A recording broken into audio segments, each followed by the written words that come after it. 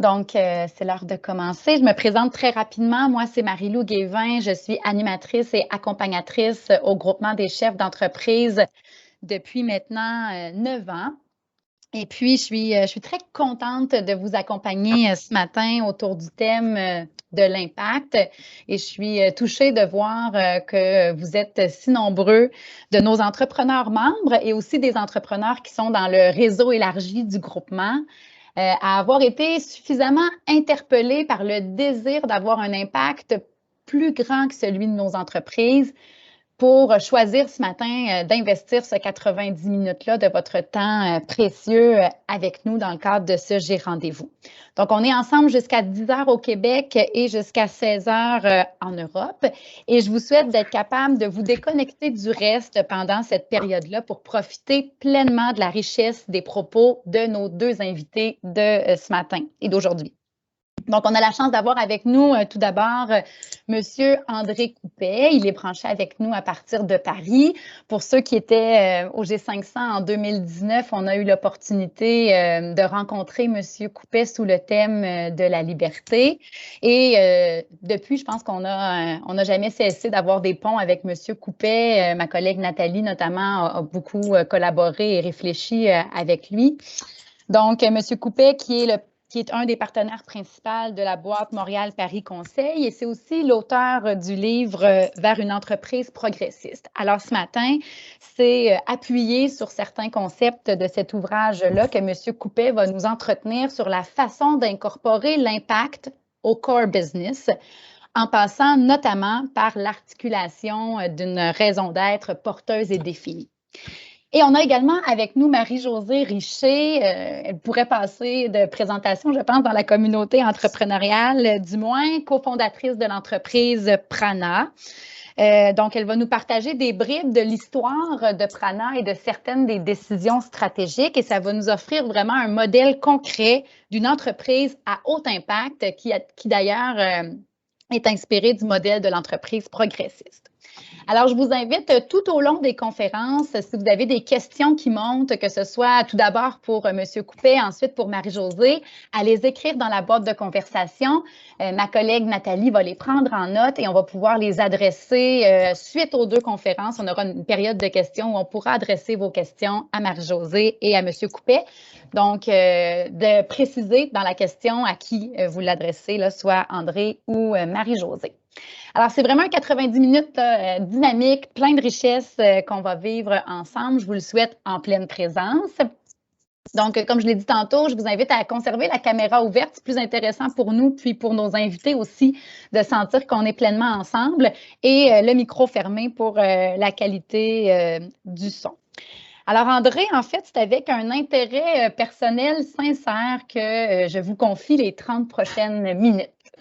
Merci beaucoup, Marie-Lou, et merci à mes amis du groupement qui m'accompagnent aussi dans cette réflexion depuis déjà pas mal d'années.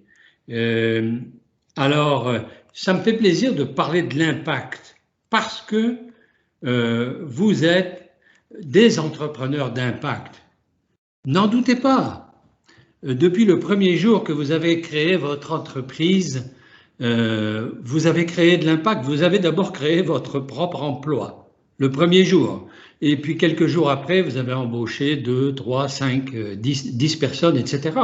Vous avez trouvé des solutions pour répondre à des besoins de la société. Vous avez payé de l'impôt.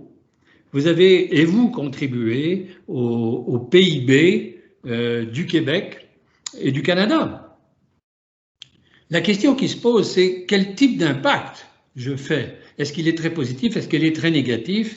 Et donc, il doit s'inscrire, cet impact, dans une question de perspective.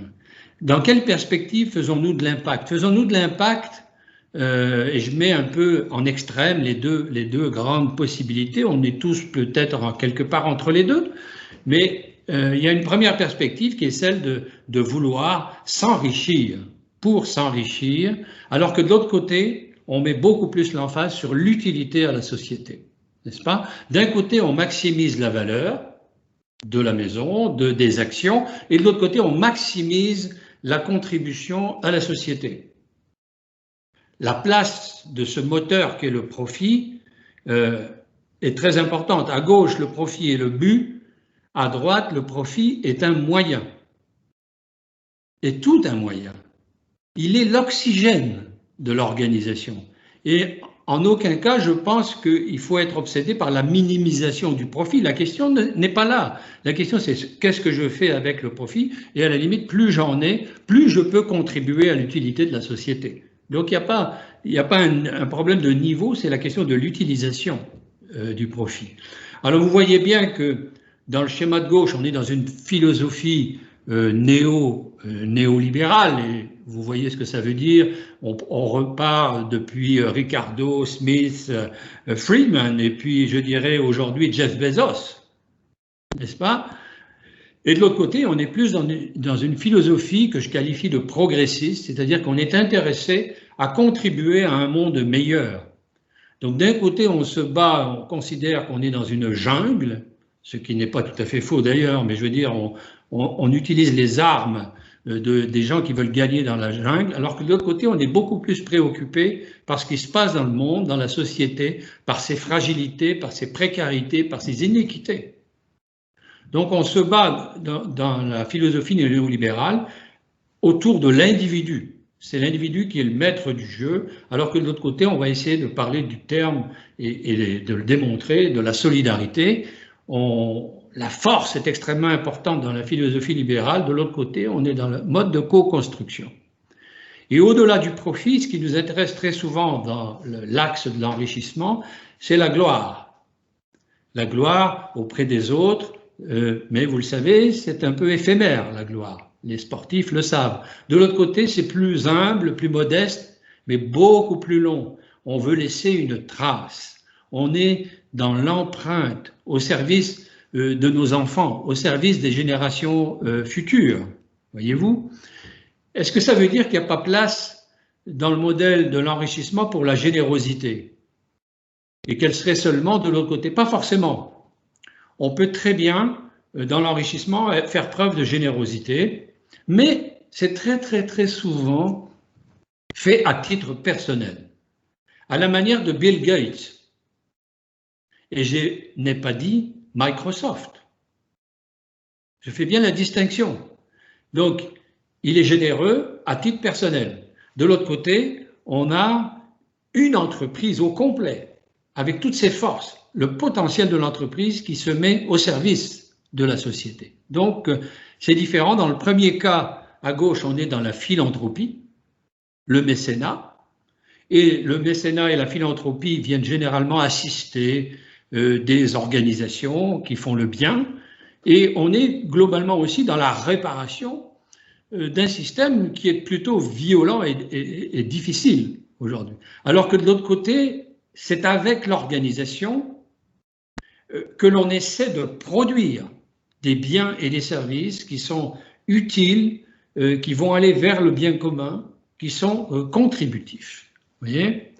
Alors, Monsieur Poupet, je vais vous interrompre une petite seconde. Si c'est juste possible, dans votre écran, là, il y a la fenêtre du Teams. Vous pourriez juste, parce que là, dans le fond, juste la baisser avec la petite, pas la fermer, non, en haut, il y a une petite ligne en haut à droite. Oui. Oui, juste appuyer là-dessus. D'accord. Génial, merci. Voilà. Donc, vous vous posez la question, c'est, j'imagine, je l'espère, comment passer d'un bras du paradigme à l'autre bras, et comment rentrer dans ce que j'appelle une entreprise à impact, que vous appelez comme ça une entreprise à impact, comment devenir dans le fond une entreprise progressiste. Alors je vous résume ce que c'est qu'une entreprise progressiste sur cette image, et autour d'une idée simple, c'est la règle du 2 x 5. L'entreprise progressiste, elle s'occupe, elle prend en considération les 5 grandes parties prenantes, qui sont les clients, qui sont les employés, qui sont les fournisseurs, les actionnaires et les citoyens. Et ce, d'une façon systématique. Dans la conception de la stratégie, on va avoir une proposition de valeur pour chacune des parties prenantes, et pas seulement une proposition de valeur pour l'actionnaire, ou même seulement pour le client. Voyez-vous? Donc, on va avoir systématiquement cela, les 5 parties prenantes, et ensuite, on a des grandes composantes. J'ai encerclé la composante de base de l'édifice. Vous le voyez, la raison d'être. Et ça, je vais en reparler dans quelques minutes, parce que pour moi, c'est fondamental. On ne fait pas d'impact sérieux, solide, bien cohérent, sans véritable raison d'être. Sinon, on va faire un petit peu tout et n'importe quoi. Mais c'est le premier élément. Le second, ce sont les valeurs. Et ça, vous êtes tous porteurs de valeurs, vous en êtes certainement très fiers. J'ai beaucoup réfléchi avec mes amis, justement, entrepreneurs, sur ce sujet-là. Et c'est pas n'importe quelle valeur, mais vous allez retrouver le respect des personnes, des hommes et des femmes, des matériels, de la nature, l'ouverture à l'autre, l'ouverture qui génère de la confiance, hein, l'équité, l'intégrité, la solidarité et la générosité. Voilà les valeurs clés pour avancer dans ce modèle. La troisième composante, c'est votre stratégie. Et la stratégie de l'entreprise progressiste, elle est vraiment intégrée. Le business model, le modèle d'affaires est vraiment intégré avec des approches écologiques, avec des approches sociales. C'est pas séparé. Il n'y a pas la stratégie d'un côté et puis un petit programme de bonnes choses de l'autre côté. Non, tout est intégré, n'est-ce pas? Donc on a derrière après des modèles d'affaires qui se rattachent à l'économie circulaire ou bien au commerce équitable, comme le fait si bien Prana. Vous voyez, hein, Marie-Josée va vous en parler tout à l'heure. Le quatrième composante, c'est la gouvernance. À partir du moment où on a dit que les parties prenantes étaient dans l'entreprise, eh bien, il faut peut-être être gouverné par un conseil d'administration ou un comité consultatif qui va intégrer des salariés, qui va mettre du monde de l'extérieur. Bon, et cinquième composante, c'est les indicateurs, la performance globale, l'impact, la mesure de l'impact. Parce que sans mesure, on ne fait rien. Et là, l'impact, il va aussi être défini par les parties prenantes et de façon intégrée. Donc voilà ce modèle, et vous comprenez bien, je le reviens sur l'importance centrale d'avoir une raison d'être pour avoir le maximum d'impact. C'est le fondement de l'édifice, c'est la boussole qui vous permet de choisir votre stratégie, d'éliminer des choses, même des bonnes idées qui ne sont pas dans le cadre de votre raison d'être. Hein. C'est ça, et elle va au-delà de la mission. J'y reviens dans une minute. Hein. Mais vous voyez ici qu'elle permet d'élaguer, d'éliminer, parce que on est dans un monde plein d'idées, plein de possibilités. Il y a des menaces de partout, mais il y a des opportunités de partout. Ça bouge tout le temps, et il faut être sélectif pour être efficace, tant du côté de la croissance, de l'innovation, que du côté des actions sociales et environnementales. On vient dans la société vous solliciter en tant qu'entrepreneur pour dire: peux-tu aider une association d'handicapés? Ce serait sympa. Peux-tu aider l'orchestre symphonique? Peux-tu aider ces jeunes qui veulent jouer au soccer cet été, etc. Donc, mais vous allez vous aligner en fonction de quoi? Faites-le en fonction de votre raison d'être. Il faut savoir dire non. Bon, c'est surtout intéressant la raison d'être dans l'autre axe. C'est qu'après, une raison d'être, c'est un acte d'entrepreneur qui vous permet de réfléchir à votre futur, aux 25 prochaines années. Ça fait 5 ans, ça fait 10 ans, ça fait 20 ans que vous roulez là. Posez-vous et réimaginez l'entreprise. Il faut la repositionner au carrefour de l'économie et de l'humanisme, mais pas seulement de l'économie, de la prospérité et de l'utilité sociale. Alors c'est un acte de réflexion qui ne se fait pas tout seul, mais c'est un acte d'entrepreneur. Ça c'est très clair. Hein. Donc sans cet acte-là, on est un petit peu perdu. Et je vais vous donner tout de suite deux bons exemples qui sont bien présentés dans l'ouvrage. Vers une entreprise progressiste, c'est l'exemple que vous connaissez bien qui est Cascade. Mais regardez l'écriture qui a été faite chez Cascade avec la raison d'être en haut et la mission en bas. La raison d'être est de contribuer au mieux-être des personnes, des communautés et de la planète. Voilà, les frères Lemaire, sans le savoir, je pense, hein, ils étaient tout simplement de bonne volonté. Au début des années 60, ils se mettent à ramasser les déchets d'un certain nombre de villes et villages du centre du Québec. Et qu'est-ce qu'ils font? Ils se rendent compte qu'il y a plein de choses formidables à récupérer au sein de ces déchets. Et ils sont devenus, et ils le sont toujours, les premiers récupérateurs de vieux papiers au Canada, n'est-ce pas? Et vous le savez, ils fabriquent des emballages avec des vieux papiers, et 85% de leurs emballages sont faits avec des fibres recyclées. C'est probablement un record mondial dans le domaine de l'emballage, ce que font les frères Lemaire. C'est assez formidable. Et vous voyez en dessous, ils ont aussi un rappel tout simple de leur mission, qui est bien de jouer un rôle essentiel dans le succès de leurs clients. Leurs clients, ils sont dans le B2B, n'est-ce pas? Ils ont des clients détaillants qui ont besoin de distribuer leurs marchandises. Et ils leur proposent des solutions durables. Voilà la proposition à leurs clients. Et ils vous donnent les 3 domaines, les activités dans lesquelles ils sont. Ils font de l'emballage, ils s'occupent des produits d'hygiène et ils font de la récupération.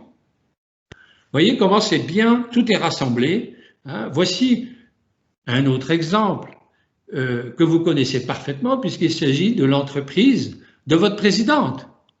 Hein. Kathleen a d'abord défini sa mission, vous le voyez dans le bas de la diapositive, autour de l'aide qu'elle apporte avec ses collaboratrices, ses collaborateurs. Elle apporte de l'aide aux enfants qui ont des difficultés particulières, et donc elle essaie d'aller leur développer leur potentiel et, comme elle le dit si bien, à faire briller leur talent. Donc on va avoir des enfants épanouis à la sortie du processus, si je me permets. Mais Déclic a pris le soin de faire précéder cette mission d'une raison d'être qui est au-delà, qui est dans le prolongement de la mission. Il n'y a aucune problématique entre les deux, mais c'est plus large. Et Déclic se définit comme une passerelle vers l'inclusion. L'inclusion qui répond à un immense problème de nos sociétés modernes, celui d'intégrer les gens qui sont au chômage, celui de réintégrer les gens qui arrivent de l'étranger, qui sont des réfugiés, etc. On a toutes sortes de problèmes d'inclusion. Donc elle est dans ce domaine-là avec ses enfants, mais elle peut le faire pour l'ensemble, comme elle le dit, de chacun, à la fois des personnes adultes, des associations, peu importe, pour leur plein épanouissement. Donc ce sont, vous voyez, 2 bons exemples que vraiment je trouve magnifiques. Hein. Voilà. Donc qu'est-ce que c'est que cette raison d'être, hein? On va rentrer un peu plus dans le corps du sujet, et vous voyez qu'il s'agit de répondre à cette question que le journal Les Affaires avait si bien posée il y a déjà 2 ans. Vous voyez, c'est pas moi qui invente le sujet dont je vous parle là. Le journal Les Affaires avait posé la question: à quoi sert votre entreprise? Et il y avait une quinzaine d'exemples magnifiques du Québec hein, dans ce numéro spécial du journal Les Affaires. C'est la question. À quoi servent vos activités? Vous pouvez les décrire de multiples façons, mais après, c'est pas le quoi, c'est pas le comment, mais c'est le pourquoi qui nous intéresse. Dans quel domaine vous œuvrez, mais que voulez-vous apporter, pas seulement à vos clients, mais à la société tout entière. Voilà. En quoi cela sera utile à votre région, à votre quartier, hein, n'est-ce pas?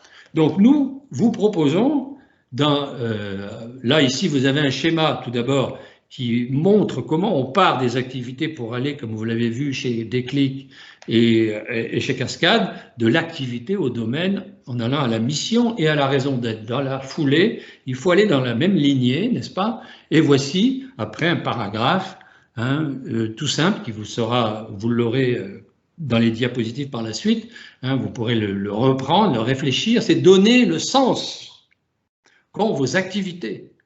Et il faut le donner avec les parties prenantes. Ce n'est pas tout seul dans votre coin que vous devez le faire, faites-le avec vos employés, vos clients, vos fournisseurs aussi. Et la raison d'être, c'est la boussole. Elle guide vos choix stratégiques pour donner une utilité à l'égard de la société, au service d'un monde meilleur, et bien sûr une contribution, si possible extraordinaire, unique à vos clients et à toutes vos parties prenantes. Et donc voilà une définition rigoureuse hein, et qu'il faut savoir construire, je viens de le mentionner, avec vos parties prenantes. Et c'est une construction à 3 étages. Ce que vous avez vu de Déclic et de Cascade, c'est l'étage 1, c'est-à-dire l'énoncé de la raison d'être. hein, en un paragraphe, peut-être même 2 pages derrière si vous le voulez. Hein, la question, il n'y a pas de limite de texte, c'est pas forcément très très court. Ça peut être long, mais essayez après d'avoir un paragraphe sympathique qui se comprend facilement. Mais ça n'a pas de sens s'il n'y a pas les tâches 2 et s'il n'y a pas les tâches 3. Voilà. C'est une construction, hein, avec des engagements.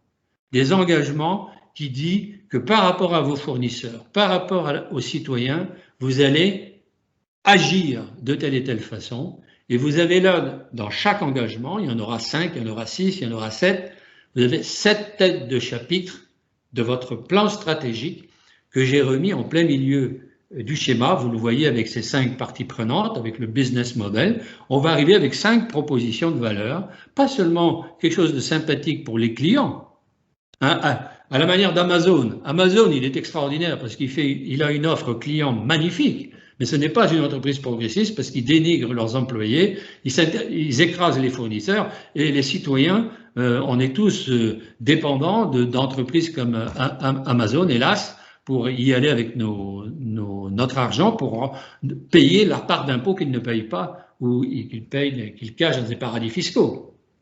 Donc, la stratégie est au centre finalement, elle est remise en question quelque part par cette raison d'être, ou réalignée, on va dire. Et il nous faut des preuves. Les preuves, ce sont des engagements chiffrés, mesurables. Là, on rentre dans la notion d'impact. Combien? Combien? Quand? Hein? Donc, si vous voulez dire, on va être carboneutre dans les prochaines années. Attendez, c'est pas très précis. C'est 2030 ou 2040? Soyons précis. Si vous dites nous allons aller vers l'égalité, la parité homme-femme dans notre entreprise, c'est quand? 2025, 2027? Et puis sur un plan salarial, ça c'est encore un peu plus difficile, peut-être ça sera 2 ans plus tard. Mais annoncez la couleur et vous surveillerez ça, on va le voir tout à l'heure dans le tableau de bord, des impacts. Hein, donc ce sont des éléments de preuve et il faut rendre des comptes auprès de nos parties prenantes sur ces grands indicateurs. Voilà. Alors, qu'est-ce que c'est qu'une bonne raison d'être, hein? Vous en avez vu 2 bonnes tout à l'heure, mais vous voyez que c'est généralement une raison d'être engageante, radicale. On va avoir une belle contribution à la société, inclusive, qui intègre les parties prenantes, qui est stimulante, qui est crédible. Et la crédibilité va venir parce qu'on va dire oui, avec votre business model, vous, ce que vous faites, vous êtes capable de le faire. Voyez? Et simple. Facile à comprendre et à partager. Évidemment, pour mobiliser les gens, il faut que ce soit comme ça. Alors, regardez un bel exemple que vous connaissez tous, c'est Patagonia avec ses vêtements d'extérieur formidables qui protègent l'environnement, qui sont faits avec des cotons bio, etc. Hein, et qui vous vendent des vêtements de top qualité et qui protègent l'environnement et qui vous disent chez Patagonia, quand vous serez fatigué de le porter, surtout ne le jetez pas, ramenez-le dans le magasin, on va vous payer pour. On va payer pour. On va le réparer, on va le réutiliser, on va le recycler, on va le réinventer. Formidable positionnement d'une raison d'être. Et c'est une entreprise qui fait 1 milliard de chiffre d'affaires. Au Québec, une entreprise que j'aime beaucoup et que j'imagine vous aussi vous aimez bien, c'est Communauto. Communauto qui a mis l'usage au cœur de son modèle d'affaires. On est dans l'économie de l'usage, on n'est plus dans l'économie de la propriété où on achète tout. Non, on va passer à l'usage. Et on contribue, et là on a la raison d'être, humaniser la vie de la cité. Voilà à quoi sert Communauto, grâce à son impact social, puisque le transport sera accessible à tout le monde, l'impact urbanistique avec la réduction de l'encombrement des espaces publics et l'impact environnemental, réduction des pollutions et des nuisances découlant de la prolifération des véhicules privés. Magnifique. En voici 2 autres que j'ai trouvés récemment et qui viennent d'être retravaillés par Ikea et par Coca-Cola. Mais comme vous le voyez, je ne suis pas très heureux du résultat parce que Ikea nous dit qu'il est dans l'ameublement, ça on le savait, et qu'il va nous offrir des prix bas. Excusez-moi, mais ce n'est pas très nouveau, ça fait 30 ans qu'ils disent ça. Je ne vois pas comment ils vont résoudre le problème du transport, de toutes les vis et les paquets de ceci et de cela qui arrivent du Vietnam et d'Extrême-Orient. et qui sont transportés par bateau. Bon, même chose pour Coca-Cola, qui nous écrit qu'il est en train de nous vendre des moments d'optimisme et de joie. Hein? Big deal, permettez-moi de dire ça, c'est la même publicité, parce que ça n'est qu'une publicité, dans le fond, cette raison d'être, qui date de 1930, entre les deux guerres, il disait la même chose. Je suis sévère, n'est-ce pas? Bon, mais l'impact de la raison d'être, il est multidimensionnel. Il est pour la société en général, avec une belle raison d'être et avec des engagements derrière. Bien sûr, livré, l'entreprise contribue au progrès humain, n'est-ce pas? Social, écologique. C'est un impact sur l'entreprise elle-même, puisque l'entreprise, elle s'ouvre. Il n'y a plus de barrières. On est en co-construction avec les parties prenantes. On est forcément obligé d'innover. Hein, si je veux faire du carton recyclé, mon vieux carton avec des fibres de bois, il va falloir trouver des façons de faire. Les clients, eux, se responsabilisent, apprennent des tas de choses et consomment mieux. Les employés ont du sens dans leur travail et sont, by the way, plus faciles à recruter. Hein. Parlez-en aux milléniaux qui veulent du sens. Les fournisseurs deviennent des partenaires. La communauté environnante, le territoire considère que votre entreprise est exemplaire et manifestement vous êtes un atout pour devenir une région attractive. Et les actionnaires sont heureux parce que l'entreprise est pérenne, elle a du sens, ils ont un sentiment, les actionnaires ont un sentiment d'utilité et pas seulement d'avoir des dividendes raisonnables sur le long terme. Alors, je vous ai dit tout à l'heure que sans la mesure, hein, on ne va nulle part, il faut... C'est un peu comme la qualité, si vous ne la mesurez pas, vous dévierez automatiquement. Je vous propose la construction d'un tableau de bord d'impact, un tableau de bord intégré, autour d'un cas fictif, l'entreprise ABC. C'est un peu l'exemple que j'ai pris dans mon livre. C'est une entreprise moyenne, 650 employés, et qui fabrique des pâtes alimentaires et des plats préparés, puis qui vendent à travers le réseau des grandes chaînes alimentaires, les restaurants, Internet, etc. Rien de sensationnel. ABC vient de reformuler sa raison d'être. Alors, vous la lisez comme moi, on veut être l'acteur numéro 1 dans notre région de la transition alimentaire. Ils ont pris conscience qu'on était obligé de basculer dans une nouvelle façon de manger pour éviter les cancers et tout ce que vous connaissez au niveau des effets nocifs d'une mauvaise alimentation sur la santé, qui nous coûte des milliards et des milliards par année, n'est-ce pas? En faisant en sorte que les clients changent leur façon de se nourrir, que les citoyens encouragent une façon, avec notre industrie, nous allons encourager nos fournisseurs, parce que derrière des pâtes alimentaires, il y a des agriculteurs qui fabriquent du blé. Ces agriculteurs, il faut les amener dans une nouvelle agriculture, bio si possible, et ainsi de suite, dépourvue de pesticides, progressivement, hein, c'est du boulot ça. Et à nos employés, on va leur offrir un cadre de vie absolument stimulant. Donc, cette raison d'être que je viens de vous donner, c'est le premier étage. Le deuxième étage est ici sur cette slide. Et après, on verra le troisième étage, mais vous verrez déjà le début des preuves. Derrière chaque engagement, il y a un élément de preuve. Par exemple, un engagement client. D'ici 2024, 100% de nos produits seront nutritionnels. À savoir qu'on va se donner notre propre label à l'intérieur de l'entreprise et on va essayer de dire ça, ces pâtes alimentaires là ne le sont pas, elles vont devoir devenir nutritionnelles d'ici 2025 par exemple ou 2024, peu importe. Avec nos fournisseurs, on va mettre un programme en place pour les faire basculer dans cette économie sans pesticides en amont, n'est-ce pas? Les engagements internes, si on dit l'égalité homme-femme, ils disent, bon, 2024, ça sera 50-50, et en 2027, on aura une égalité salariale. Avec les actionnaires, les bidas, 15 à 20%, et les engagements citoyens, les gaz à effet de serre, on va être carboneutre d'ici 2030, et vous voyez en bas de la page, nous aiderons nos employés à venir au travail par transport collectif ou alternatif, hein, en bicyclette, en covoiturage, etc., 80% de nos employés auront basculé dans une nouvelle forme de transport. On va les aider, hein, avec des cartes métro qu'on va leur payer à 80%, ou on va dire on va faire un abri pour les bicyclettes, et que sais-je. Ça va être dans votre plan d'action, ça. Mais regardons le tableau de bord intégré, le tableau de bord de l'impact. Et j'ai 5 colonnes ça, dans mon tableau de bord. Une colonne par partie prenante. Et vous avez ici le tableau de bord du client. Et vous retrouvez les 4 indicateurs d'engagement public client en haut du tableau et en bas d'autres indicateurs stratégiques. En bas, ça n'est pas négligeable, c'est le taux de croissance du chiffre d'affaires, le pourcentage des clients tout à fait satisfaits, mais tout en haut, vous retrouvez l'immense engagement de l'entreprise, c'est d'avoir 100% des produits santé, dans un chiffre d'affaires à 100% santé d'ici 2024. Donc l'objectif est inscrit à droite, notre résultat au 3 juin 2021 est à 40%. Et le directeur général de l'entreprise a considéré qu'on était sur la bonne piste. Il a donc mis un feu vert, tout va bien. Vous voyez sur le côté gauche, en plein milieu de ma diapositive, des petits carrés, des logos qui représentent les objectifs de développement durable, ce qu'on appelle les ODD aujourd'hui, les objectifs de développement durable énoncés par l'ONU.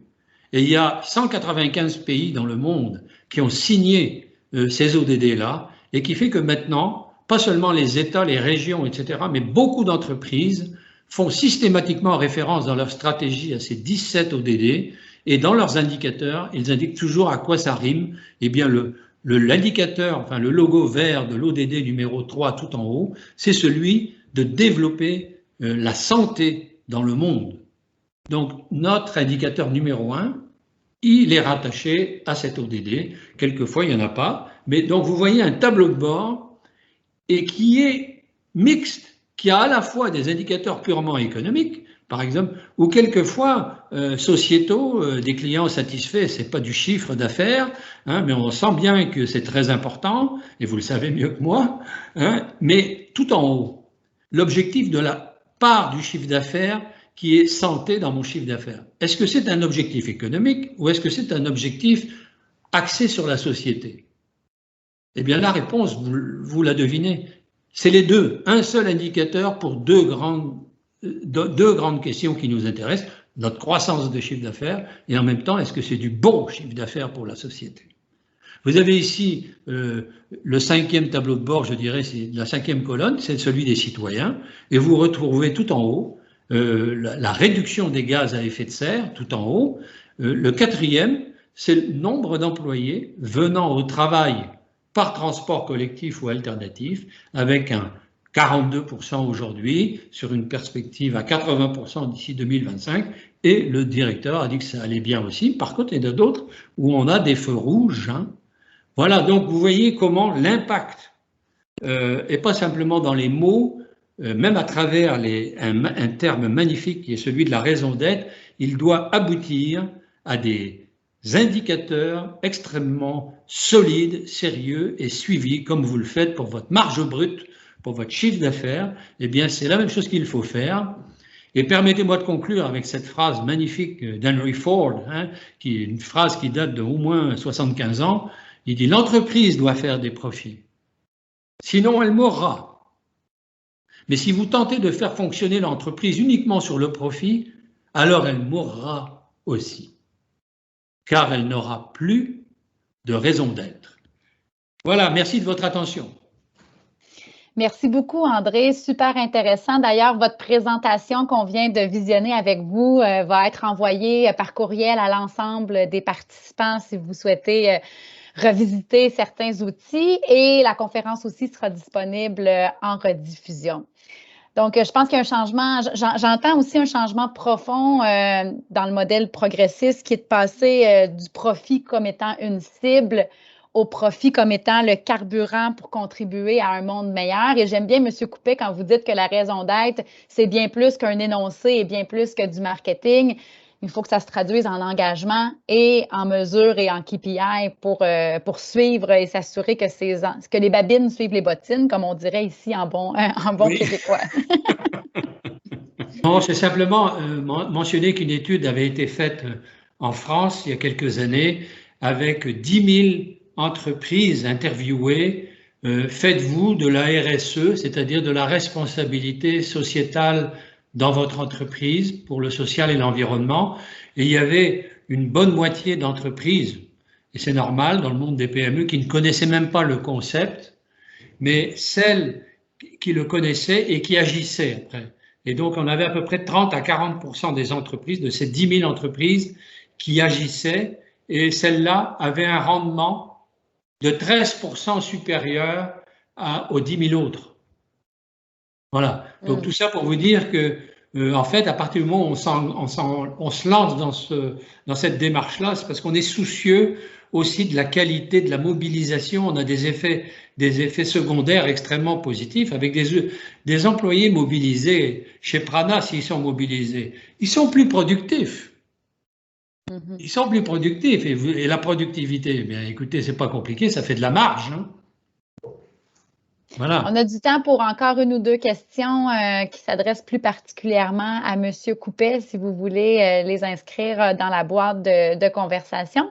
Je peux peut-être permettre, moi j'en avais une tantôt en vous écoutant, M. Coupet. Est-ce que le modèle d'entreprise progressiste peut se déployer dans tous les secteurs d'activité? Parce qu'il m'apparaît que dans certains secteurs d'activité, c'est comme peut-être plus naturel ou… Ben on pense que c'est plus naturel dans le secteur industriel pour la bonne raison que l'impact écologique est beaucoup plus fort dans le monde de l'industrie ou dans le secteur primaire, dans l'agriculture, que dans le secteur des services. Si vous êtes une boîte d'ingénieurs ou un bureau d'avocats, on sent pas bien l'aspect écologique, même si on peut mesurer le carbone quand même.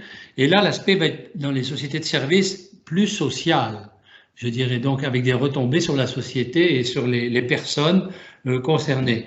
Mais néanmoins, la réponse, Marie-Lou, elle est absolument dans tous les secteurs. Il y a aucun effet de taille, aucun effet de sectoriel. Et je dirais même, pour rebondir sur la question que vous avez posée tout à l'heure, les B Corp, ces fameuses sociétés certifiées, il y en a 4000 dans le monde aujourd'hui, et vous avez de tout là-dedans. Vous avez des grands joueurs comme Danone qui est là-dedans, Veolia, etc., et beaucoup de petites et moyennes entreprises diverses et variées. Et au Québec, si ma mémoire est bonne, il y en a 35 qui sont déjà certifiés B Corp. Donc, mais il y a de tout. Une dernière question, Nathalie, pour M. Coupet? Je n'en vois pas apparaître. Peut-être. Je vois beaucoup de merci, je vois beaucoup de excellent, inspirant. Alors, peut-être que moi, je te demanderai, André, je te poserai la question qu'on a posée à Marie-Josée tout à l'heure. Donc, on commence par où, André? Pourquoi?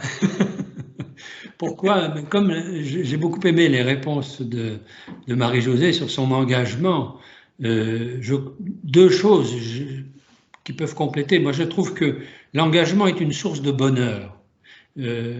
C'est vrai pour moi. Moi, je suis très heureux depuis que je me suis engagé dans cette réflexion et ce militantisme, je dirais, cet activisme autour de l'entreprise progressiste. Je parle avec passion.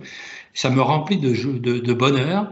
Mais comme toute personne qui s'investit dans une association pour dépanner des gens, tous ceux qui autour de nous s'occupent de personnes en difficulté, des handicapés, etc., respirent le bonheur, même si c'est dur.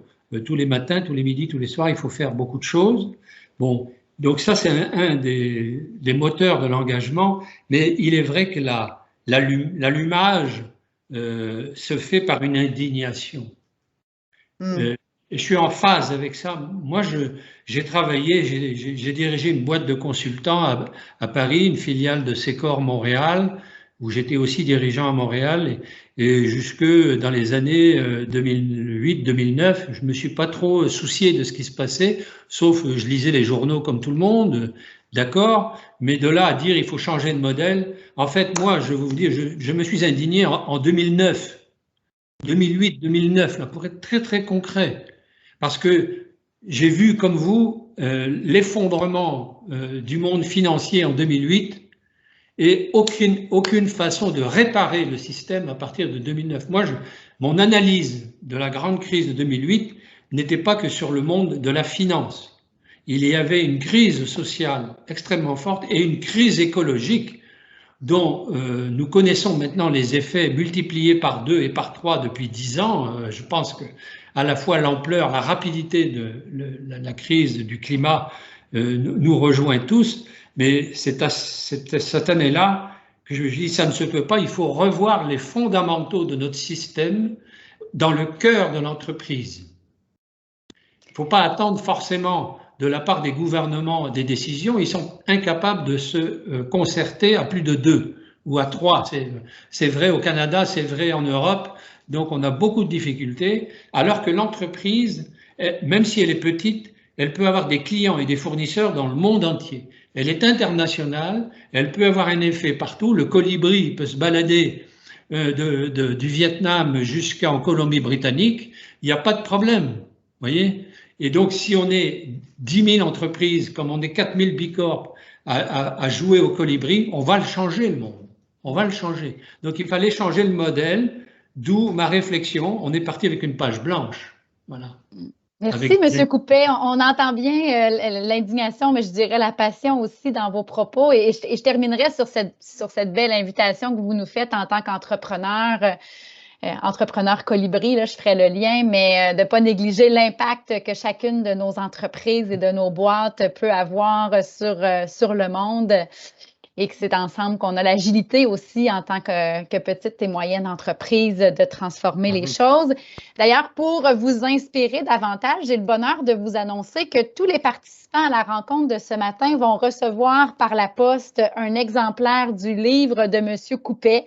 Alors, au groupement, on souhaitait vous offrir cet ouvrage-là pour que vous puissiez le lire, le partager et faire des prochains pas de transformation. Il y a déjà beaucoup de wow et de merci dans la boîte de conversation. Allez y inscrire vos commentaires, ça va nous faire plaisir de vous lire. Aussi, pour ceux qui auraient envie d'aller plus loin dans la démarche, M. Coupet et ma collègue Nathalie ont concocté un atelier à vivre en club qui s'appelle « Déployer l'impact de mon entreprise ».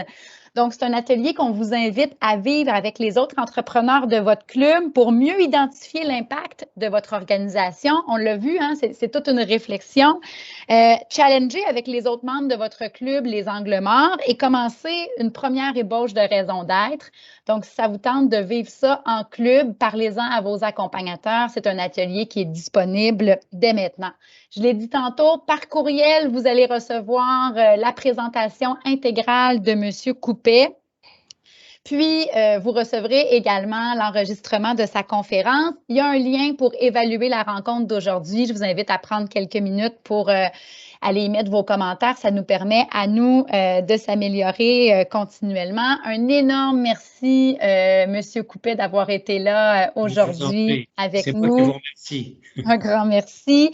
Alors, pour nous, c'était le dernier J'ai rendez-vous de l'année 2020-2021 au groupement.